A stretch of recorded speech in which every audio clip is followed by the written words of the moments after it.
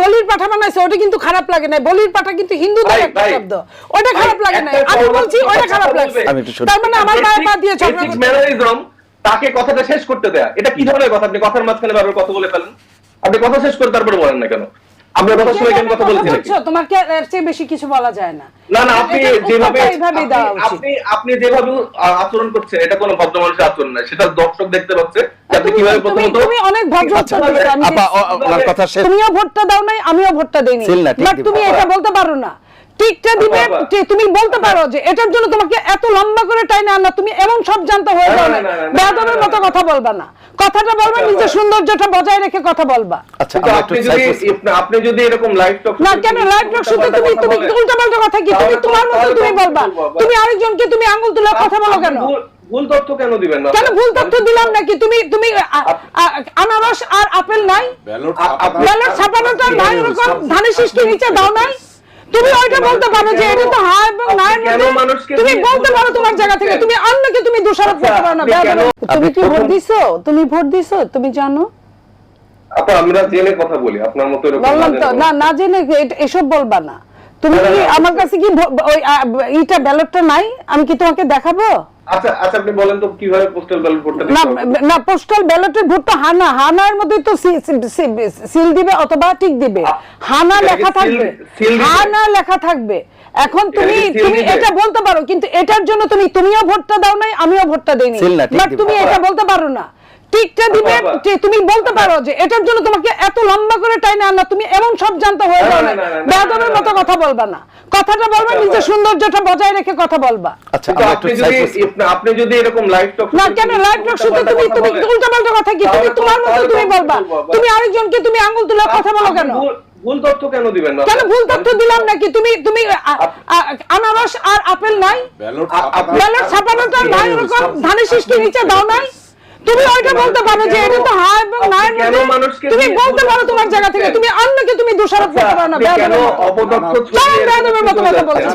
নীলফারমণি, আপনার কাছে তো আমরা সবাই বেয়াদব, আমরা একটা আদি যেরকম গিনিপিগ এরকম আমরা হচ্ছে যে এরকম বেয়াদব। আমরা একটু সাইড প্রস্তাবিতকে শুনি। না না না না, আমি যেটা বলতে পারো না। তুমি উপরে দিয়ে দিছো, দেখছেন আপনার দিছো। না না না, আপনার লিমিটেশন কি জানেন আপা? আপনি কথা শেষ করতে দিচ্ছেন না, কারণ জানেন যে আপনি মিথ্যা একটা তথ্য ছড়িয়েছেন। কোনখানে মিথ্যা তথ্য ছড়ালাম? আমরা একটা শুনি। এইটা নাই, ব্যালটটা নাই। আমাকে আপনি শেষ করতে দেন। জি, আপনার যদি সেই সততার জায়গাটা থাকে। তোমার ভাষার জন্য তোমাকে শেষ করতে দাও। আপনি শেষ ভাষা নোংরা থাকবে কেন? আমার ভাষা কই নোংরা হলো বাবা? আপনি ভুল শুদ্ধ ভাষায় কথা বললেই সুন্দর ভাষা হয়। আপনারা এসে আমাদেরকে মেরে থুয়ে চলে যাবেন, আপনি বলবেন হ্যাঁ কিছু কিছু বিচ্ছিন্ন ঘটনা, কিছু কিছু গিনিপিগ, আর আমরা কিছু বললে সেটা দোষ হয়ে যায়। না, আজ আমার কথাটা শেষ করতে দেন, তারপর আপনারা ব্যালটের প্রতীকের অবস্থান সম্পর্কে যদি বলেন।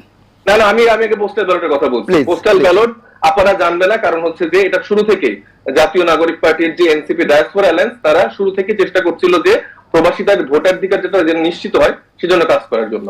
তো সেই জায়গা থেকে আপা আমাকে কথা বলতে দেন। জি প্লিজ।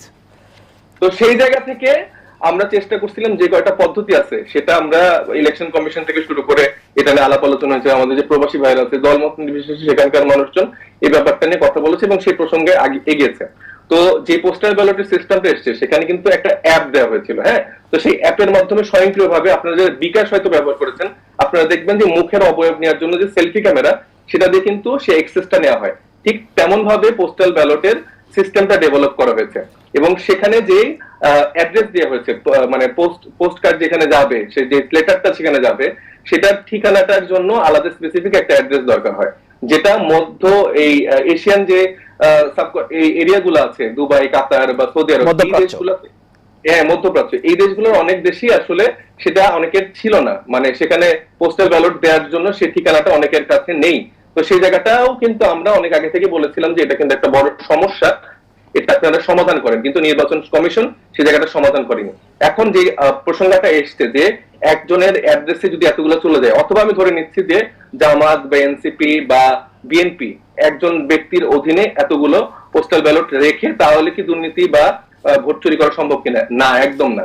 এখানে যখন এই ব্যালটটা আসছে তখন সেখানে একটা আপনি এই জায়গা থেকেই বলবেন, আমি একটু যুক্ত করি বুঝবার জন্য, জাস্ট এই জায়গা থেকেই আপনি বলবেন, এই জায়গা থেকেই বলবেন, আপনাকে আমি থামাচ্ছি না, আপনি এই জায়গা থেকেই বলবেন যে বিষয়টি আপনি বললেন যে একজনের কাছে জিনিসটা চলে যাচ্ছে। তা আমার প্রশ্ন হচ্ছে, যখন পোস্টাল ব্যালটগুলো আমার এবং অন্যান্য আরো লোকের পোস্টাল ব্যালট নিচ্ছে, উনি কিন্তু টাকা দিয়ে এটি নিচ্ছে। তো এখন আমার খরচটা যখন অন্য কেউ দিয়ে দিবে, তখন আমার কি একটা সফট কর্নার তার প্রতি তৈরি হয় কিনা, যে তার অনুগত কাউকে বা তার আচরণের মতো করে আচরণ করা, তার অনুসারী হয়ে যাওয়ার একটা সম্ভাবনা এটি মানে স্বাভাবিকভাবেই হয়ে যায় কিনা, সেই বিষয়টা। না, এটা তৈরি হয়ে যায় না। ধরেন একটা মধ্যপ্রাচ্যের দেশগুলোতে আপনি জানেন, একটা রুমের ভিতরে দেখা যাচ্ছে 10-12 জন মিলেও থাকে, সেখানে যে গ্রহণ করছে তার মানেই না যে আমার ভোটটাও তুমি গ্রহণ করছো দেখে তোমাকে দিয়ে দিচ্ছি। এটা একদমই একটা ভুল চিন্তা। আপনি শুনলেন 10-12 জন হয়নি, অনেকের। আচ্ছা, সেটা যদি এখন ধরেন আমি যদি চাই, আপনি যদি আমাকে এখন বলতেছেন যে আপনার টাকা আমি দিয়ে দিচ্ছি এক জায়গায়, জি জি, ফানেসিসটা পছন্দ, এই লোকটা কিন্তু ভালো, তুমি দিতে পারো, এই ইনফ্লুয়েন্স হয়তো কেউ যদি হয়, সেটা তার তো ব্যক্তি স্বাধীনতা আছে। আমি যদি এখন আমাকে কেউ কনভিন্স করতে পারে, আমি যদি কনভিন্স করে বলি যে হ্যাঁ আমি এটাতে দিব, তো সেখানে তো আপনার আসলে এই কথাটা বলার রাইট নাই, যদি আমার নিজের ইচ্ছা থাকে সেখানে। এখন যেই পোস্টাল ব্যালটটা আসবে, সেখানে কিউআর কোডটা স্ক্যান করার পর আবার মুখের অবয়ব দিয়ে কয়েকটা প্রসেস ফলো করার পর তারপরে আপনি পোস্টাল ব্যালট ভোট দিতে পারবেন। এর আগে আমি সবার পোস্টাল ব্যালট ভোট যদি একসাথে নিয়ে রাখি, তারপরে কিন্তু আমি ভোট দিতে পারবো না। তো সেক্ষেত্রে আপনারা যেটা চাচ্ছে, পুরা মানে পেজটা জুড়ে একটা ধানের শীষ থাকবে, তাহলে ধরেন তার জন্য সুবিধা। আরেকটা পেজে শুধু না থাকবে, তাহলে ধরেন আরেকটা সুবিধা। তাহলে ধরেন চূড়ান্ত পক্ষপাতমূলকের যেই জায়গাটা, সেটা তাইলে হয়তো নিশ্চিত হবে। তারপর আপা আরো কয়েকটা কথা বলছেন, যে ঋণ খেলাপি দ্বৈত নাগরিকত্বের কথা, যেটা আপনি প্রথমে প্রশ্নটা উল্লেখ করলেন। এখন একটা হাসনাত আব্দুল্লাহর আসনের ঘটনা দেখিয়ে বাকি সবগুলাকে জায়েজ করছে। বাকি যতগুলা ঋণ খেলাপির ঘটনা আছে, বাকি যতগুলা দ্বৈত নাগরিকত্বের ঘটনা আছে, আমার সিরাজগঞ্জ 6 আসনে সবকিছু প্রমাণ তাদেরকে দেওয়া হয়েছে। তারপরে তারা কোন রকম হিয়ারিং এ কোন রকম কথাবার্তা না শুনে এক পেশে ভাবে তাদের পক্ষে রায় দিয়ে দিয়েছে। প্রত্যেকটা ঘটনা আপনাকে ইন্ডিভিজুয়ালি আমি প্রমাণ সহকারে দিতে পারবো। আপনাদেরকে কেন দায়িত্ব জ্ঞানহীন বলি, কারণ যখন আমরা দায়িত্বটা না নিতে শিখবো তখন এরকম হয়। এই আমি যে একটা আমার নিজের আসনে একটা ঘটনা বললাম, ওটা কাপড় দিয়ে বললাম হ্যাঁ এরকম দু একটা হইতে পারে, নাও হইতে পারে, কিন্তু আমি নিজে আজকে এটা শিকার হইলাম, সেটার জন্য তার কোন প্রকার একজন সহকর্মী হিসেবে তার মধ্যে কোনো সমবেদনা নাই। আমার হাদি যখন মারা গেল, তখন সে তাকে গিনিপিগ বলে চালিয়ে দিচ্ছে। তো এইভাবে যদি ফ্রেমিং করে, ওটা কি খারাপ কোনো কথা ছিল?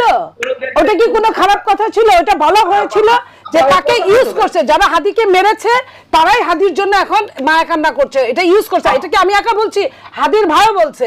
যারা বলে বলির পাঠা বানাইছে, ওটা কিন্তু খারাপ লাগে না। বলির পাঠা কিন্তু হিন্দুদের একটা শব্দ, ওটা খারাপ লাগে না। আমি বলছি ওটা খারাপ লাগছে, তার মানে আমার মায়ের পা দিয়ে ঝগড়া করছে। তাকে কথাটা শেষ করতে দেয়া, এটা কি ধরনের কথা? আপনি কথার মাঝখানে বারবার কথা বলে ফেলেন।